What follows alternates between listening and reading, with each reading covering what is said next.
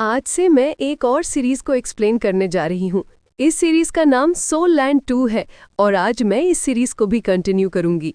तो इस एपिसोड के शुरुआत में हम देखते हैं कि उस बड़े से एक्सप्लोजन के साथ साथ यहाँ पर कमांडर वान यहाँ पर बहुत ही बुरी तरीके से इंजर्ड होने लगते हैं। वहीं दूसरी तरफ हम तांग वुटोंग को देखते हैं जहाँ पर वो इस नज़ारे को देखकर कहती है कि ना जाने मुझे इतना ज़्यादा पेन क्यों फील हो रहा है और मुझे ऐसा क्यों लग रहा है कि मैं ऐसा कुछ पहले भी देख चुकी हूँ।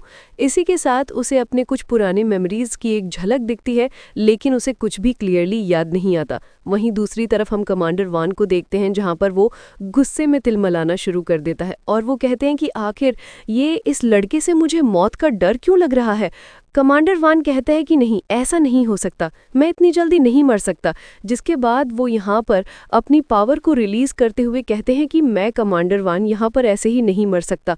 और फिर हम देखते हैं कि बहुत ही पावरफुल एनर्जी को वो अपने बॉडी से रिलीज करते हैं, जिस वजह से उनकी बॉडी से रे ऑफ एनर्जी निकलती है और यहाँ पर हर एक चीज़ उसके चपेट पे आने से डिस्ट्रॉय होने लगती है।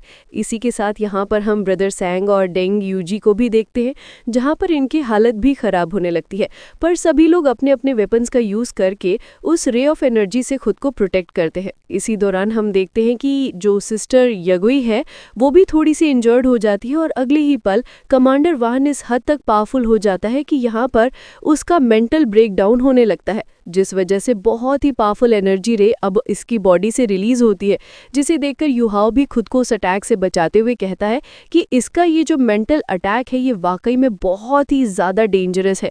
लेकिन ब्रदर सैंग समझ जाता है कि ये युहाओ के लिए एक बहुत ही बड़ी अपॉर्चुनिटी है और हम देखते हैं कि युहाओ भी तेजी से इसकी तरफ आगे बढ़ता है। लेकिन बीच में मिस तांग वुटोंग युहाओ को गाइड करते हुए कहती है कि चिंता मत करो, यहाँ से आगे मैं तुम्हें प्रोटेक्ट करूंगी। और मिस तांग वुटोंग हर एक अटैक से युहाओ को बचा लेती है और सही मौका देखते साथ ही युहाओ के सामने से हट जाती है और हम युहाओ को उसकी डेस्टिनी आई के पावर का यूज करते हुए देखते हैं। और जैसे ही वो डेस्टिनी आई की रे ऑफ लाइट कमांडर वान के बॉडी पे जाती है तो हम देखते हैं कि वो पूरी तरीके से शांत हो जाता है, जैसे कि उसका कंट्रोल उसके बॉडी से खो चुका है। और इस मौके का फायदा उठाकर वहां मौजूद सभी लोग जम के यहाँ पर कमांडर वान की धुनाई करते और हम देखते हैं कि युहाओ पर मिस तांग वुटोंग तो उसे उठा के मारती है। जिसके बाद मिस तांग वुटोंग अपने गोल्डन स्पेयर को यूज करती है और सीधा कमांडर वान के फोरहेड की तरफ थ्रो कर देती है। लेकिन जो उसकी बची हुई कॉन्शियसनेस कमांडर वान के अंदर थी वो काम करने लगती है और उसके संग ग्लो करने लगते हैं और अगले ही पल वो अपने दोनों हाथों से उस गोल्डन स्पेयर को रोकने लगता है। लेकिन वो गोल्डन स्पेयर कमांडर वान के फोरहेड में पेनिट्रेट करने लगती है, लेकिन वो भी अपने जी जान से कोशिश करके उसे रोकने में लग जाता है, जो देखकर मिस तांग वुटोंग कहती है कि कमांडर वान तो बहुत ही ज्यादा ताकतवर है। जिस पर युहाओ कहता है कि चिंता मत करो, मैं तुम्हारी यहाँ पे मदद करता हूँ। जिसके बाद यहाँ पे युहाओ अपने सोल फील्ड के पावर का यूज करता है और सीधा उस स्पेयर को और ज़्यादा पावर प्रोवाइड करता है और हम देखते हैं कि उसकी फोर्स और ज़्यादा बढ़ जाती है और वो सीधा कमांडर वान के फोरहेड को भेदते हुए उसके आर पार हो जाता है, जिस वजह से कमांडर वान बहुत बुरी तरीके से इंजर्ड होकर ज़मीन पर गिरने लगता है। और साथ ही यहाँ पर एक बहुत बड़ा एक्सप्लोजन भी होता है जिससे उसके आर्मर वार्मर सब कुछ टूट जाते हैं और कमांडर वान यहाँ पर अनकॉन्शियस होकर ज़मीन पर गिरने लगता है। साथ ही वो कहता है कि नहीं, ऐसा नहीं हो सकता, मैं इसे बिल्कुल भी खुश नहीं हूँ। जिस पर युहाओ कहता है कि तुम यहाँ पर मुझे और मेरे दोस्तों को मारने के लिए आए थे, तो तुम्हें नहीं लगता कि इसके अंजाम के लिए तुम्हें मेंटली प्रिपेयर होकर आना चाहिए था। यहाँ पे हम देखते हैं कि कमांडर वान जमीन पर गिरते हुए कहते हैं कि मुझे बहुत ही ज़्यादा रिग्रेट है कि मैं पूरी तरीके से प्रिपेयर होकर नहीं आया और अब मैं मरने वाला हूँ। यहाँ पर उसे गिरता हुआ देखकर सांची कहता है कि यार, इसकी बॉडी को हम ऐसे ही जाया होने थोड़ी दे सकते हैं। कि तभी युहाओ सभी से कहता है कि यहाँ पर जो भी शेडेड मिक्सचर्स है उन्हें उठा लो, ये हमारे आगे ज़रूर काम आएगा। और हम देखते हैं कि नैनक्यू के साथ साथ सिस्टर यगुई सभी लोगों से कहती है कि काम पे लग जाते हैं। कि तभी हम कमांडर वान के आर्मीज को देखते हैं जो उसे फॉलो करते हुए आगे बढ़ रही थी। तभी उनमें से एक सेंस करता है और हैरानी के साथ कहता है कि क्या हमारा कमांडर मारा जा चुका है। इसी के साथ हम देखते हैं कि ये लोग भी अब डर के मारे यहाँ से रिट्रीट करने लगते हैं और जाते हुए उनका एक बंदा कहने लगता है, ये कमांडर चिंता मत कीजिए, हम आपकी मौत का बदला जरूर लेंगे। इसी के बाद हमें बाकी सबको दिखाया जाता है जहाँ पर ये लोग जो जरूरी पार्ट्स होते हैं उन्हें कलेक्ट कर लेते हैं। साथ ही यहाँ पर जो व्हाइट टाइगर ड्यूक है वो भी पहुंच जाता है और कहने लगता है यकीन नहीं होता कि कमांडर वान इतनी आसानी से मारा जाएगा। जिसके बाद हमें सुनैनो को और बाकी सबको देखते हैं जहाँ पर वो लोग कमांडर वान का जो बॉडी पार्ट्स होते हैं उनके जो इंपॉर्टेंट चीज़ें होती हैं उन्हें कलेक्ट करके बहुत ही ज़्यादा खुश होते हैं। जिसके बाद व्हाइट टाइगर ड्यूक कहता है कि एक नाइट लेवल के सोल मास्टर की जो कॉप्स है इससे ज़्यादा वैल्यूएबल चीज़ और क्या होगी। अगर हम इसे हमारे एम्पायर के पास ले जाए तो सबका मनोबल कितना ज़्यादा बढ़ जाएगा, क्योंकि आज से पहले हम कभी भी एक ऐसी ट्रॉफी को लेकर नहीं गए। तभी व्हाइट टाइगर ड्यूक कहते हैं यही हमारी पहली ट्रॉफी होगी। इसी दौरान हम तांग वुटोंग को देखते हैं जिसे कि यूहाओ की ही फिक्र हो रही थी और उस अटैक के इम्पैक्ट से यूहाओ भी थोड़ा सा अनईजी फील करता है कि तभी ब्रदर सैंग उसे पूछते हैं कि यूहाओ क्या तुम ठीक हो, जिस पर यूहाओ कहता है मैं ठीक हूँ। कि तभी वो व्हाइट टाइगर ड्यूक से कहता है कि हम कमांडर वान की बॉडी को आपके हवाले छोड़ते हैं और यहाँ से जा रहे हैं।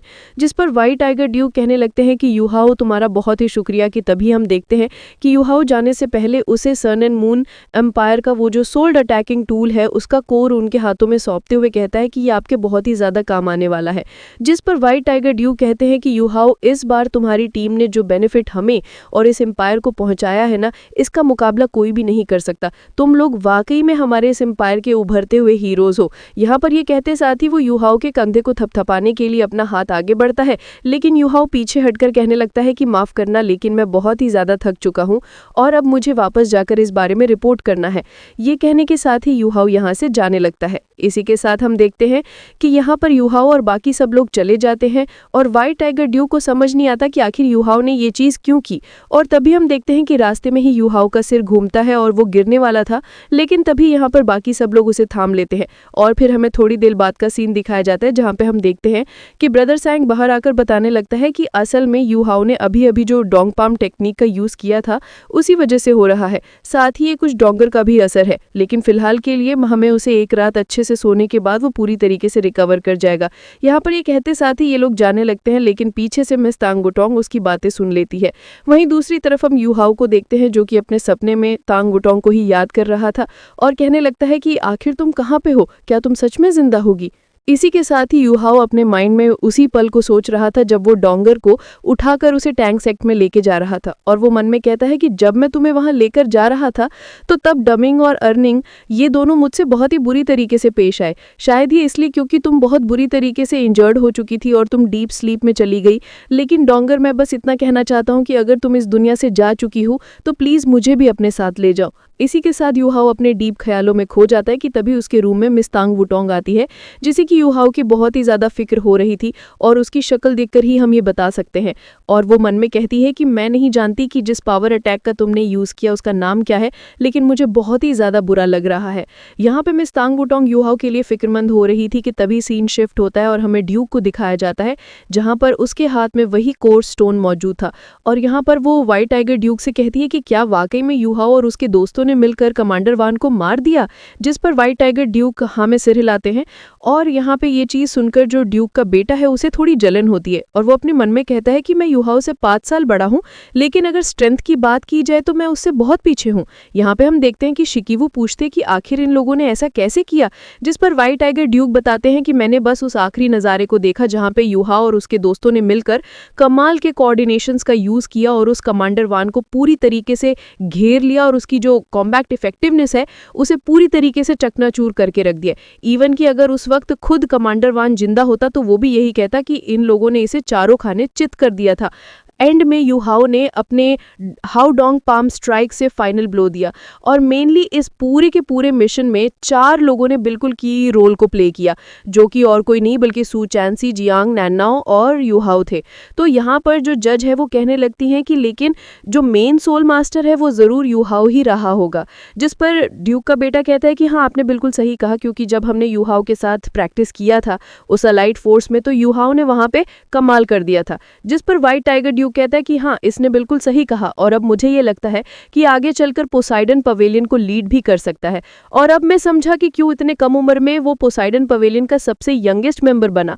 कि तभी हम देखते हैं कि यहाँ पर यूहाओ और बाकी सब आ जाते हैं, जिन्हें देखते साथ ही व्हाइट टाइगर ड्यूक तो बहुत ही ज्यादा खुश हो जाता है और अब वो यूहाओ के पास जाकर कहने लगता है कि यूहाओ इस बार वाकई में तुमने बहुत ज्यादा कमाल कर दिया, तुम्हें इसके लिए रिवॉर्ड भी दिया जाएगा, इवन कि तुम्हारा जो स्टेटस है वो भी इससे बढ़ जाएगा। और इसी के साथ ही एपिसोड खत्म हो होती है। अगर आप लोगों को मेरी वीडियो पसंद आई होगी तो वीडियो को लाइक करके चैनल को सब्सक्राइब जरूर करें और बेल नोटिफिकेशन को ऑन कर दें। Thank you.